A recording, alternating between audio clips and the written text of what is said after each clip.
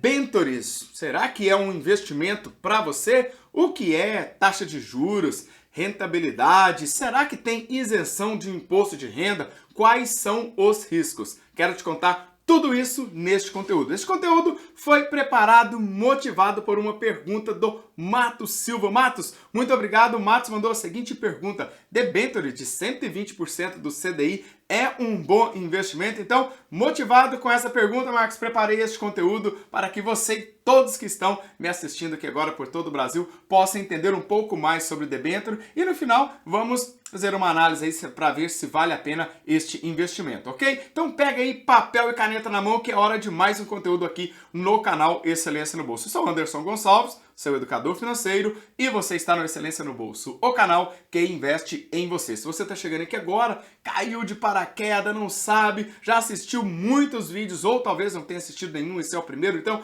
aproveite para você se inscrever, ative as notificações, é gratuito, rápido, já deixa aí o seu like, vai para os comentários e bora para o conteúdo. Então vamos lá.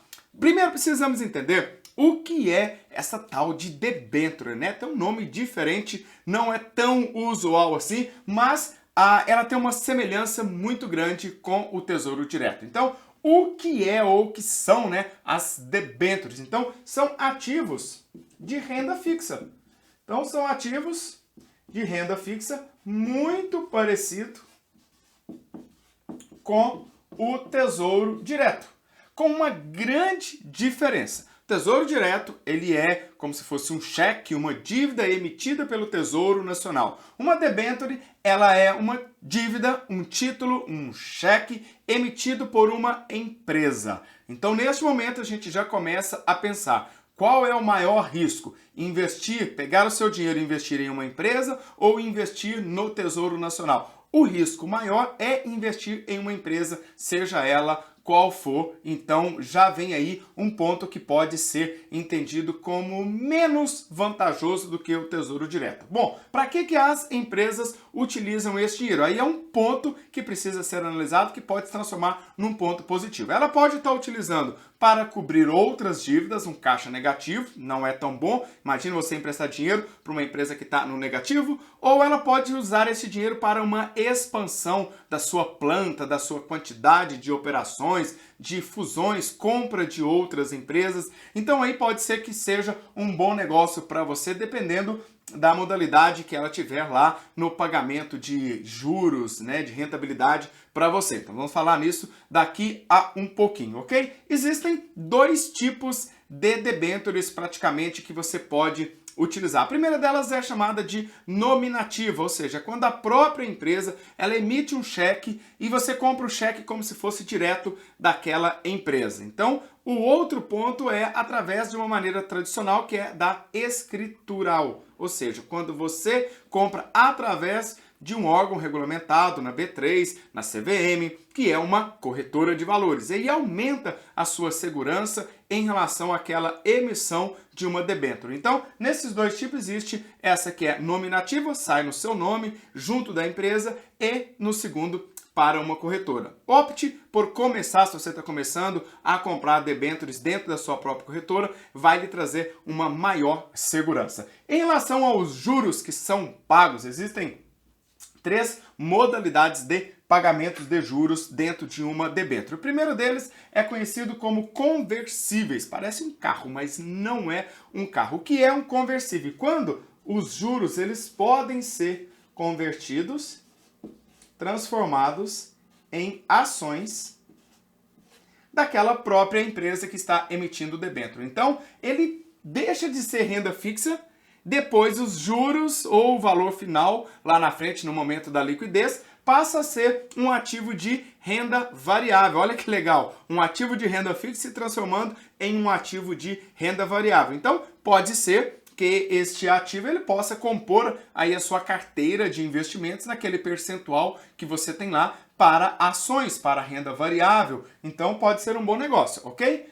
Simples. Pagamento de juros simples. É quando é pago no vencimento ou nos períodos nos quais a empresa ela acorda com você no contrato que ela tem dentro da debênture, ok? E os permutáveis. Os permutáveis, eles são muito parecidos com os conversíveis. também é convertido em ações, porém de outras empresas.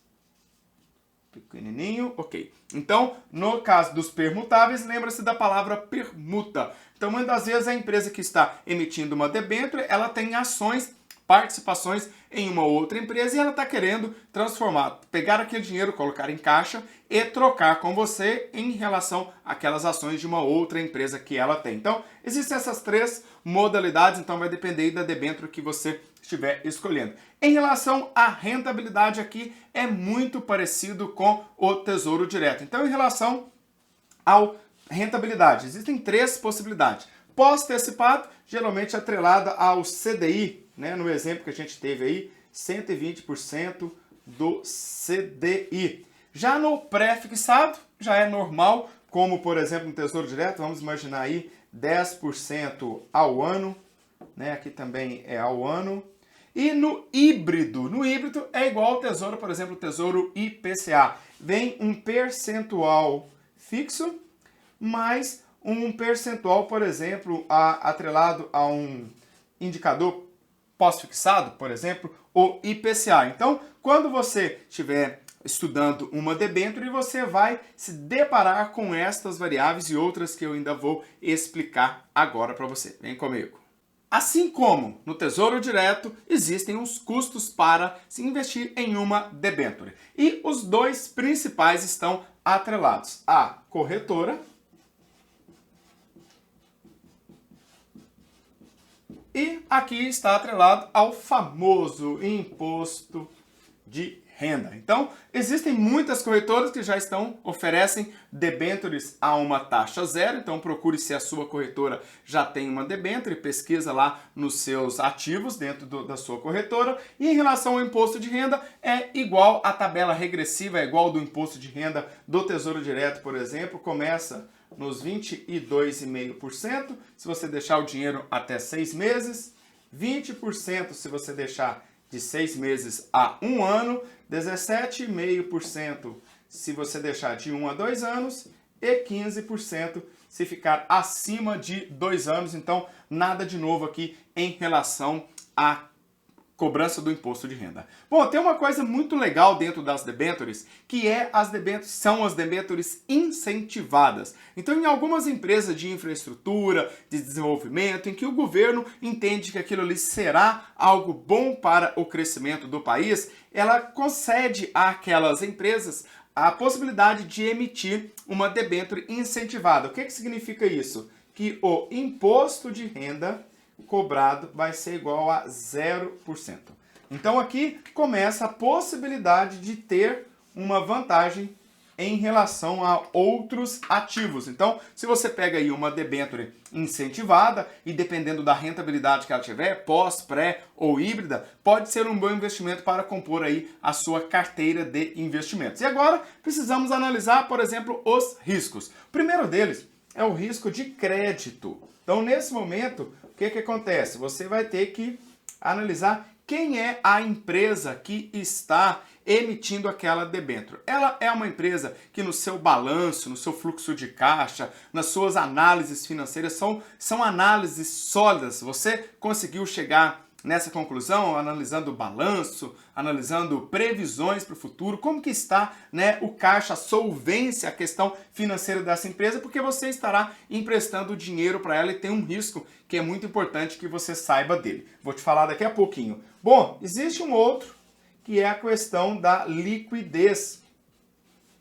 O que acontece? Você, muitas das vezes, tem um período para que aquela debênture ela seja liquidada e, além disso, caso você queira vender antes, a debênture ela se comporta como o Tesouro Direto em relação à marcação a mercado. Pode ser que, caso você queira vender essa debênture no mercado secundário, o valor dela esteja abaixo ou acima daquilo, né, que você planejou desde o início. Então, essa questão da liquidez pode atrapalhar aí os seus objetivos caso você tenha uma necessidade de fazer uma venda antes. Uma outra coisa que é um grande desafio é que não tem o FGC.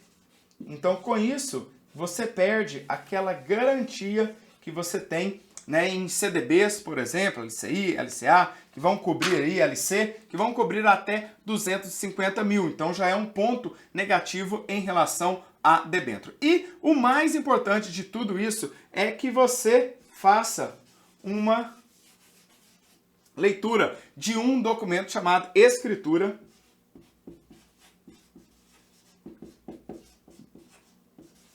de emissão. Então, aqui estão todas as informações para que você possa analisar aquela debênture. Por quê? Não basta eu ter uma debênture que está com uma rentabilidade de 120% do CDI, o que dá hoje, no momento de gravação desse vídeo, cerca de 7,68% ao ano, e eu preciso comparar esta debênture com outros ativos que eu tenho em relação a risco, liquidez e segurança. E diante de tudo isso, qual é a minha recomendação para você? Eu acredito que eu tenho certeza que você já viu, tanto no Tesouro Direto, no CDB, outros ativos que com mais segurança vão lhe trazer a mesma rentabilidade. Então, se você for investir em uma debênture como essa, por exemplo, que você não coloque todo o seu dinheiro nela, que você use essa debênture para diversificar. Aí sim, vale a pena você começar a colocar na sua carteira de investimento um percentual, 5, 10, 15, 20, 30% talvez no máximo, para uma debênture dessa em relação àqueles investimentos que você já tem, tanto de renda fixa, renda mista ou híbrida e renda variável. Então é o momento de você colocar isso aqui para o seu investimento, mas na carteira de investimento e não aportar todo o seu dinheiro para essa modalidade de investimento, ok? Bom, espero que eu tenha te ajudado. Um forte abraço e nos vemos no próximo vídeo. Valeu! Tchau, tchau!